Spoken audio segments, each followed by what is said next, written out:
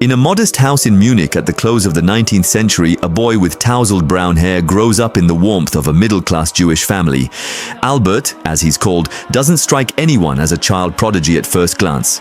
His parents, Hermann and Pauline, are a devoted couple, despite the constant struggles of Hermann's electrical business perpetually teetering on the edge of collapse.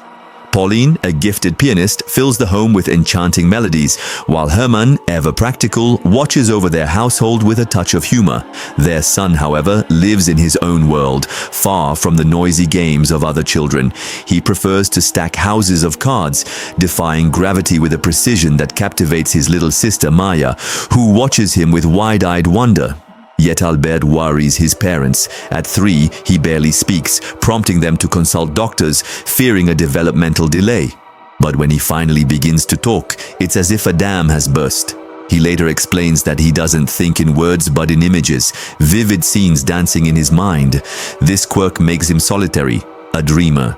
At 5, confined to bed by a stubborn fever, he receives a gift from his father that will change his life: a compass. The needle, trembling, always points north, guided by no visible hand. Albert, awestruck, shakes with excitement. Is it the fever? Perhaps, but this moment plants a seed. There are invisible forces, mysteries governing the world, and he wants to unravel them. Education is a cornerstone for the Einsteins, though the family isn't religious. Hermann, dismissive of Jewish rituals, calls them old superstitions. So when it's time to enroll Albert in school, they choose a Catholic institution nearby. There the boy shines, especially in mathematics, solving complex equations far beyond his years. But the school, with its strict rules and militaristic tones, suffocates him. He despises authority and dogma, and his insolence earns him reprimands. At 15, he's expelled. One teacher, in a failed attempt at prophecy, declares he'll never amount to anything. Harsh. At this point, Albert's life takes a turn. The family business crumbles and Hermann decides to start over in Italy. Albert stays behind in Munich to finish his studies but fails. Disillusioned, he abandons Germany and joins his parents in Pavia, northern Italy. The change does him good. The majestic Alps become his playground. He hikes, breathes, and discovers a Mediterranean warmth that contrasts sharply with German rigidity. At 16, he works tirelessly to gain admission to the Zurich Polytechnic, a prestigious school that doesn't require a high school diploma. But he fails the entrance exam, excelling in math and physics, but flopping in literature, French, and botany. No matter, the director, impressed by his science scores, urges him to try again the following year. Albert settles in Aarau near Zurich at a school unlike any he's known. Here, teachers encourage creativity and open debate. For the first time, Albert thrives. He gains confidence, developing a sharp wit that makes his peers laugh.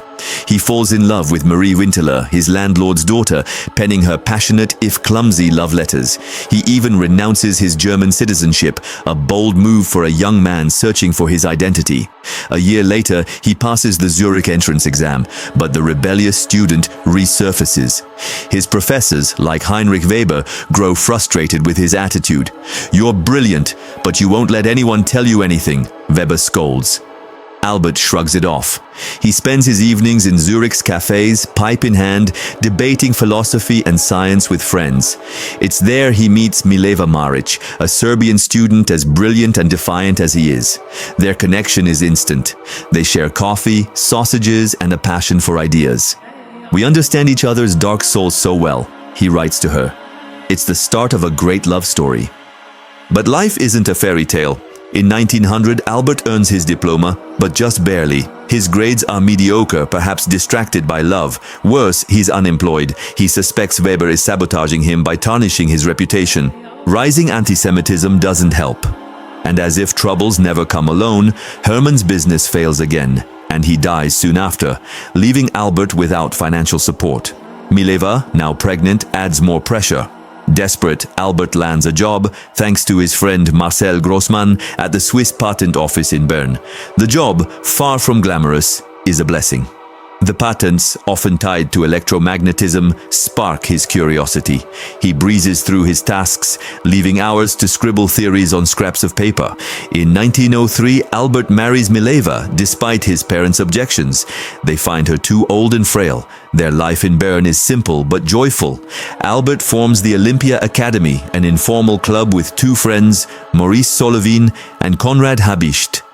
Their nights are filled with heated debates about Hume, Spinoza, and science. It's in this intellectual ferment that Albert prepares his revolution. In 1905, everything explodes. At 26, he publishes 4 papers that upend physics. He proposes a new view of light, proves the existence of atoms, redefines time and space with special relativity, and unleashes the formula ES-MC2, a thunderbolt for nuclear physics. Yet there's no red carpet. His ideas, too bold, go unnoticed at first. Only Max Planck, a respected physicist, takes notice, giving him a glimmer of recognition. By 1909, Albert is a professor in Bern, then Zurich. He's a dedicated teacher, often joining students for coffee after class, but his restlessness returns. In 1911, he accepts a post in Prague despite protests from Mileva and his students. There he attends the Solvay conference, rubbing shoulders with Europe's top scientists. At 32, he's the youngest, but his presence is felt. Berlin soon beckons, and in 1914, despite his dislike for Germany, he accepts a position, his marriage to Mileva Freyes. Endless travel, grueling work on general relativity, and an affair with his cousin Elsa drive a wedge between them. They divorce, but not before Albert promises Mileva the money from a potential Nobel Prize. World War I breaks out, and Albert, a staunch pacifist, is outraged. He advocates for peace, believing scientists have a duty to act. In 1915, he presents his general theory of relativity, a radical idea. Gravity isn't a force but a curvature of space-time. In 1919, a solar eclipse proves him right. Starlight, bent by the sun, follows his predictions. Albert, unfazed, expected it. The world, however, goes wild. Newspapers seize the story, and Einstein becomes a superstar. Witty and charismatic, he's a stark contrast to the stereotype of the dour scientist. The public, hungry for hope after the war, adores him, yet fame unsettles him. He marries Elsa, his cousin, and tries to navigate the media storm.